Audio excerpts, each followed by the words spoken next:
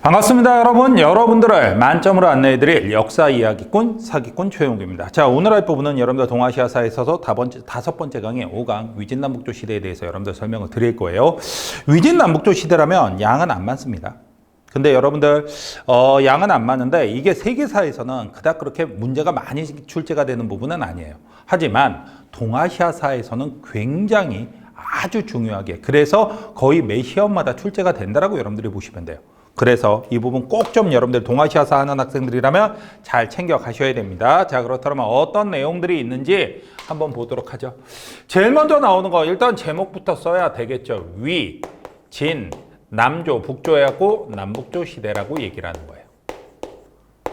자, 위진 남북조 시대라고 얘기를 합니다. 위진 남북조 시대에 어떤 일이 있었는지 하나씩 보겠습니다. 제일 먼저는 정치사부터 볼 건데, 정치사는 여러분들이 기억해야 될 것들이 있습니다. 이전에 위진 남북조 시전 이전에 어떤 나라들이 있었냐? 자, 살펴보면 하상조 있었죠. 그 다음에 춘추 전국이 있었죠. 그리고 춘추 전국 시대에 혼란기를 통일한 게 진나라. 그리고 나서 다시 한나라. 그랬었는데 이 한나라가 맛이 갑니다. 어떻게 맛이 갔었는지 우리는 이미 다 보고 왔어요. 한이 마지막에 어떻게 갈라졌냐면 여러분들 다른 거 아니에요. 이렇게 세 나라로 갈라지게 되죠. 위, 촉, 오로 갈라지게 되죠. 위나라를 건국한 사람은 어쨌든 조조, 그리고 황제가 된 인물은 물론 조조의 아들인 조비지만, 자, 그 다음에 촉나라는 유비, 그 다음에 오나라는 여러분들 손권이 세웠죠. 이렇게 세 나라가 싸우는 시대를 바로 뭐라고 했다?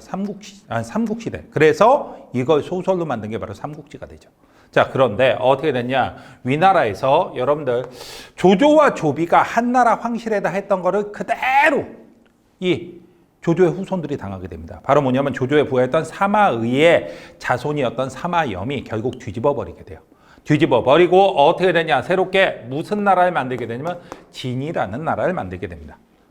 그렇게 하게 되고, 자, 여기 있던 나머지 촉과 오는 어떻게 되냐? 촉은 아직 위나라가 무너지기 전에 이미 위나라한테 항복을 했고요. 그 다음에 오는 어떻게 되냐? 송건은 결국 송건의 후손은 진나라에 항복을 하게 됩니다. 그래서 진나라가 또 한 번 이 세 나라로 갈라졌던 중국을 통일하게 돼요. 하지만 오래가지 못합니다. 그런데 우리가 봐야 될 건 뭐냐? 위진 남북조 시대라고 하는데 그 중에서 위자는 이 위자고요. 그 다음에 진자는 이 진자가 돼요.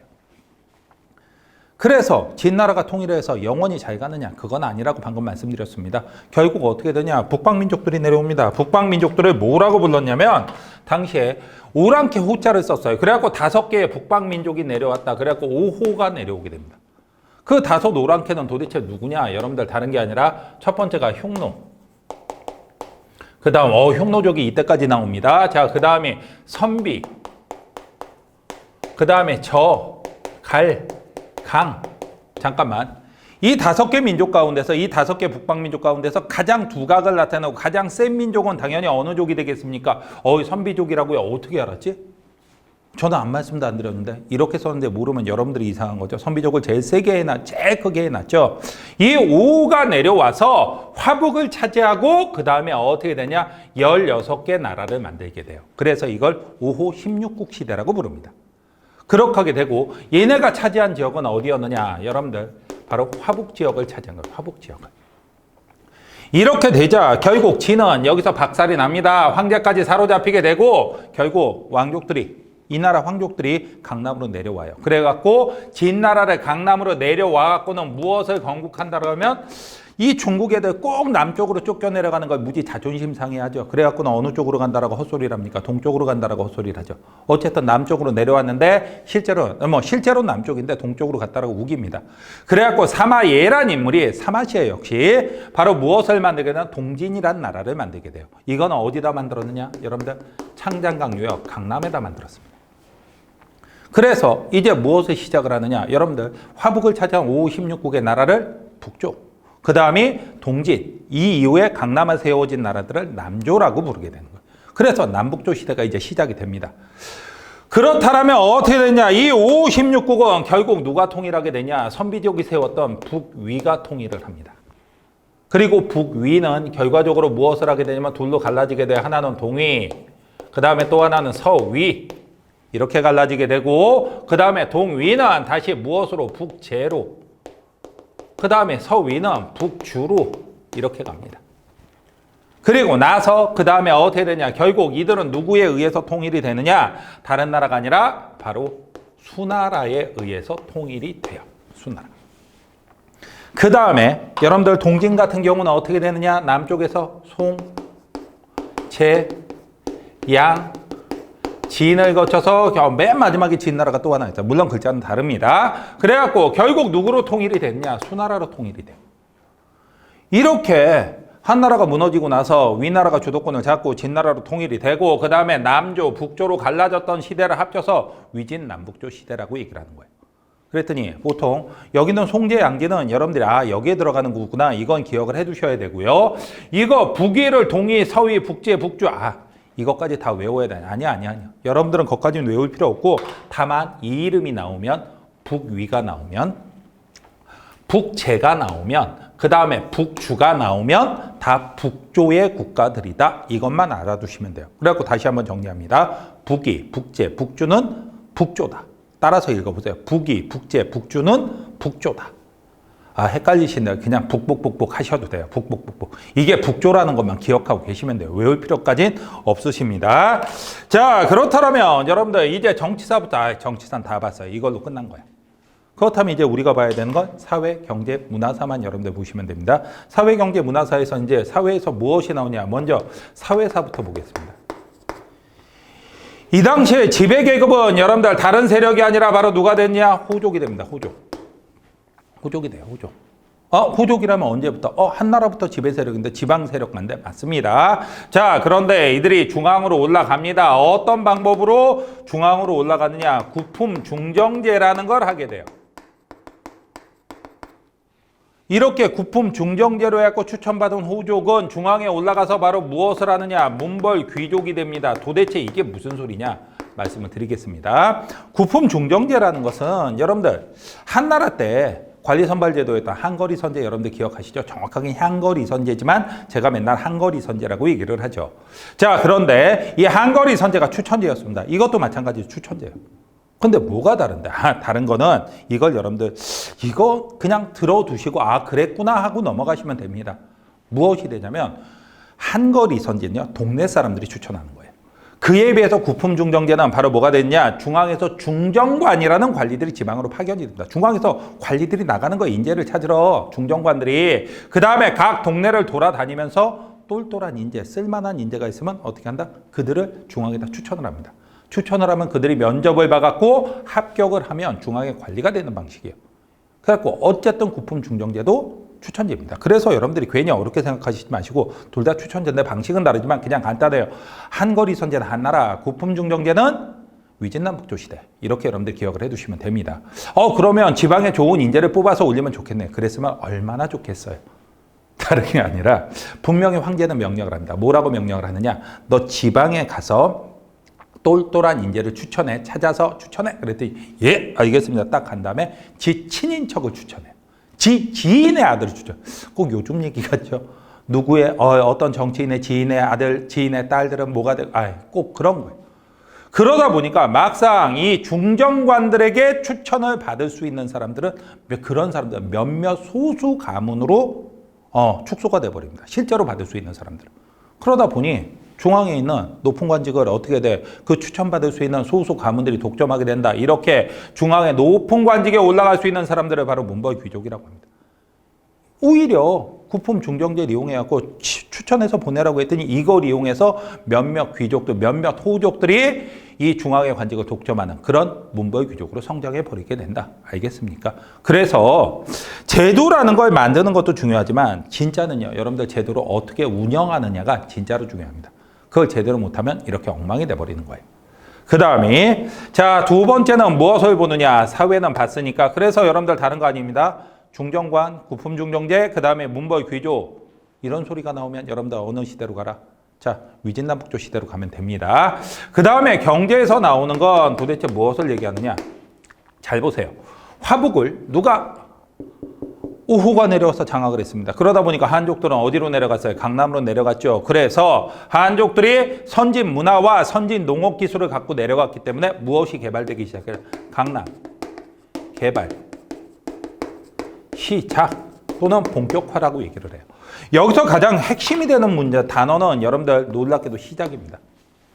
강남 개발 시작이란 단어가 나오면 시작 또는 다른 말로는 본격화되었다란 말이 나오면 바로 무엇을 얘기한다? 위진남북조 시대라고 여러분들이 기억을 해두시면 돼요.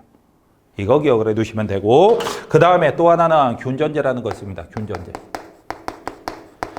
이 균전제라는 게 위진남북조 시대부터 등장을 하는데 균전제가 도대체 뭡니까? 라고 얘기했는데 어렵게 생각하지 마세요. 균전제라는 건 여러분들 땅을 농민들한테 균등하게 나눠준다예요. 땅을 농민한테 나눠준다? 이거는 누구를 보호하기 위한 거냐? 다른 거 아닙니다. 농민을 보호하기 위한 거예요. 누구로부터 농민을 보호하려고 할까? 여러분들, 자, 땅이 없어요. 먹고 살 방법이 없으면 결국 누구 집에 가고 호족이나 문벌 귀족 집에 가고 무엇이 될 수밖에 없는 거예요? 노비가 될 수밖에 없는 거죠. 바로 그걸 막기 위한 거예요. 그래서 이거는 농민을 보호하기 위한 것이다. 여러분들이 꼭 좀 같이 좀 기억을 해두시고 그렇다면 이건 누구로부터 보호하느냐? 방금 얘기했던 호족이나 다른 게 아니라 문벌 귀족들을 견제하기 위해서 이런 제도를 시행했다. 그래갖고 균전제가 처음 시작된 건 위진남북조 시대부터 시작이 됩니다. 물론 끝나는 건 좀 더 나중에 여러분들 가르쳐 드릴 거예요. 자, 그 다음에 세 번째는 사회, 경제까지 다 봤으니까 이제 무엇을 얘기냐? 문화를 봐야 됩니다.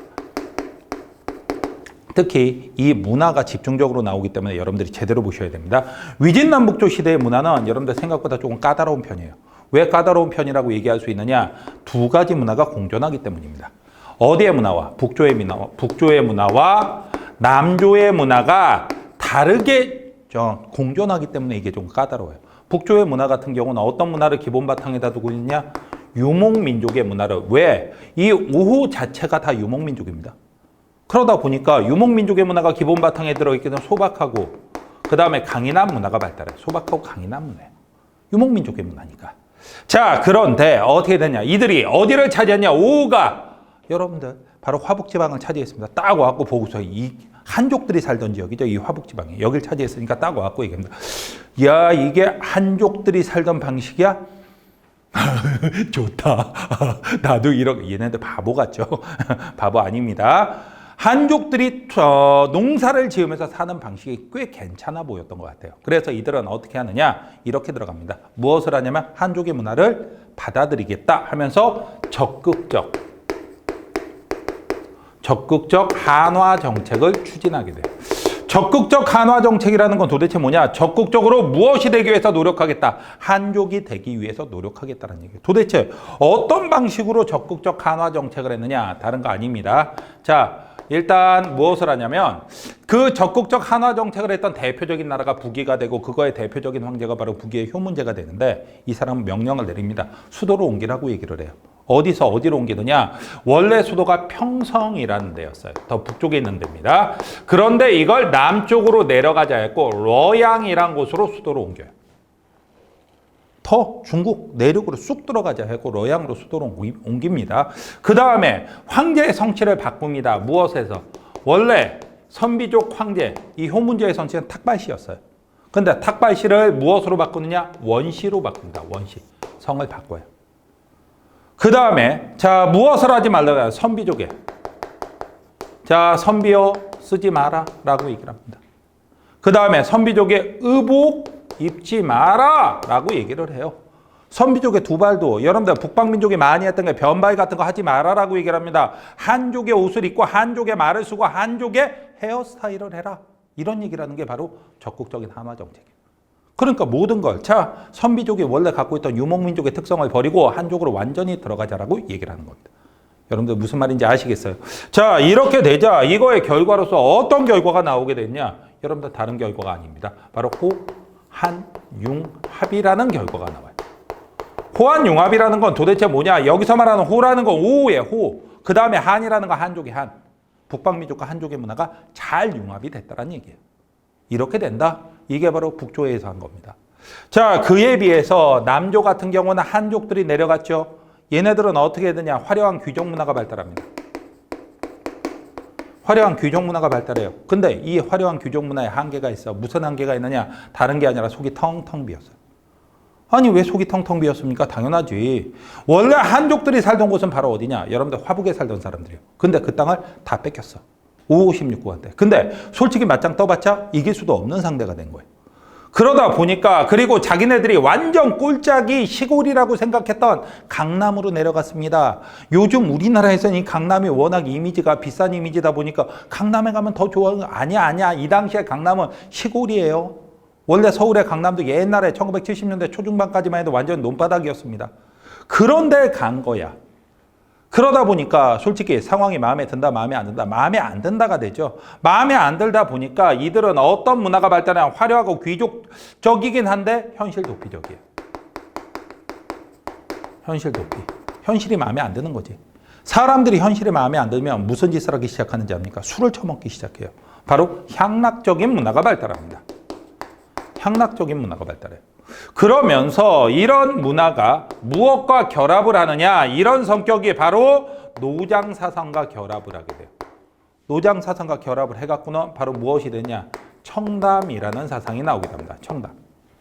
청담이 도대체 뭡니까? 말씀드릴게요. 여러분들 노장이란 말은 뭐가 되겠어요? 노자와 장자, 도교, 도가사상과 결합을 하는데 그 중에서 이 청담이라는 건 도대체 무엇이냐? 이걸 했던 대표적인 사람들이 중림칠현이라는 사람이에요. 중림칠현. 무슨 뜻일까요? 대나무 숲속의 7명의 현자라고 얘기를 합니다. 중국에선 현자라고 얘기하지만 저는 솔직히 마음에 안 들어요. 왜 마음에 안 드느냐? 아니, 나라가 위험에 빠졌어. 그러면 당연히 뭐 칼을 들고 나가서 싸울 생각을 해야지. 근데 중림칠현이라고 얘기를 했습니다. 어디에 있습니까? 대나무 숲속에서 뭐 술 처먹고 글이나 짓고 한탄이나 하면서 살아가는 7마리를 얘기를 하는 거예요. 저는 별로 안 좋아합니다. 노장사상 무의자연이구나 이런 느낌 들죠. 청담은 도대체 무슨 뜻이냐? 이제 얘기를 하겠습니다. 청담의 천자는 맑을 청자예요. 그 다음에 담은 이야기할 담자입니다. 맑은 이야기한다. 속세는 너무 엉망인데 너무 더럽고 너무 개판인데 난 그로부터 떠나서 맑은 이야기하면서 재수 없죠. 현실 도피적이죠. 그래갖고 제가 중림치료는 별로 좋아하지 않아요. 자, 이렇게 나온다. 그래갖고 이거 나오면 남조의 문화라고 생각을 해두시면 됩니다. 여러분들 기억하셨죠? 그 다음에 두 번째는 무엇이 있느냐? 자, 불교가 있습니다. 불교. 자, 불교 같은 경우는 어떻게 되느냐? 이 당시에 여러분들 석굴사원이 만들어져요. 석굴사원이. 석굴사원이라면 여러분들 도대체 무엇이 있어요? 윙강, 도남, 룽먼 석굴사원 같은 이런 대규모 석굴사원이 만들어진다. 알아두시면 됩니다. 그래갖고 거기 보면 많은 학생들이 그런 저닮은 불상이라고 얘기를 하는데 저닮은 불상은 우리나라에 따로 있어요. 그건 여러분들이 뭐 한국사 하시는 분들은 좀 압니다. 자, 이 불상, 윙강 석굴사원에 이런 거대한 불상이 나오면 어디로 간다? 위진남북조 시대로 가면 돼요. 그 다음에 이 당시에 있는 게 누가 있었느냐? 자, 법현이란 승려가 인도에 갔다 왔어요. 자, 여기다 자, 입 옆에다 씁시다. 자, 법현이 가갖고 인도에 갔다 와서 불국기라는 걸 썼습니다. 그 다음에 달마라는 승려가 나와서 선종을 창시했어요. 대단하죠. 법현이 불국기를 썼다. 달마가 선종을 다 달달달 외우려고 하는데 법현과 달마에서 제일 중요한 단어는 뭔지 압니까? 이 사람들이 바로 어느 시대? 위진남북조 시대 사람이라는 거예요. 법현과 달마는 위진남북조 시대 사람입니다. 더 이상 여러분들이 뭐 어렵게 하실 필요가 없어요. 자, 그 다음에 세 번째는 도교가 성립이 됩니다. 부교의 구겸지라는 인물에 의해서 이제 도가사상으로 가짜가 붙었을 때는 아직까지 제대로 된 교단이 만들어지지 못하고 약간 사이비스러운 거예요. 근데 이제 드디어 도교가 되는 것이고 이거는 여러분들 노장사상에다가 신선사상이 결합돼 갖고 만들어진 거예요. 이런 게 만들어지기도 한다. 여러분들이 도교까지 이렇게 기억을 해두시면 되고요. 그 다음에 문화예술 분야에서는 천재들이 좀 등장을 합니다. 자, 어떤 사람들이냐? 왕이지. 글씨입니다. 지금도 중국 역사상 최고의 명필을 꼽으라면 이 왕이지 글씨가 한 글자 정도 남아있다라고 그래요. 아들 왕언지라는 인물이 있어요. 아들 중에 하나가 왕언지인데 중국 사람들의 머릿속에 있는 글씨 1위는 왕이지, 2위가 왕언지입니다. 부자가 다 해먹어요. 둘이서 각각 한 글자씩 써갖고 연못 이름을 썼는데 그 한 글자 남았다라고 하는데도 중국 사람 넘버원 그럽니다. 그래갖고 왕이지가 나오면 무조건 어느 시대냐? 위진남북조 시대예요. 그 다음에 또 하나가 누가 있느냐? 고계지라는 인물이 있습니다. 고계지. 고계지는 여사잠도라는 그림을 그려놨어요. 그래갖고 여러분들이 여사잠도를 검색해보면 그림이 나오는데 왜 안 넣으셔? 그거 진품 아니에요. 분명히 명나라 때까지는 여사잠도의 진품이 내려왔다는 기록이 남아 있습니다. 그런데 지금 있는 그림들은 여러분들 그걸 베껴서만, 아니 그걸 모사한 그림만 남아 있어요. 그래갖고 본 그림은 없습니다. 자, 그리고 도연명이라는 인물이 또 있습니다. 도연명은 귀거래사라는 글을 썼어요. 이것도 자연으로 돌아가라는 내용이 있는데 다 필요 없고 왕인지 고개지 도연명이 나오면 무조건 어느 시대로 간다. 위진남북조 시대로 간다. 라고 여러분들이 기억을 해두시면 됩니다. 그래서 여러분들 어렵게 생각하시지 마시고요. 이거 나오면 위진남북조 시대라고만 기억을 하시면 여러분들이 무조건 문제는 다 맞추실 수 있습니다. 아시겠죠? 자, 이렇게 해서 내용을 정리해 봤습니다. 이번 강의 여러분들 수고하셨고요. 얼마 굉장히 짧았죠? 요거 이어서 바로 문제풀이도 여러분들 보셔야 됩니다. 다음 강의에서 여러분들 뵙도록 하죠.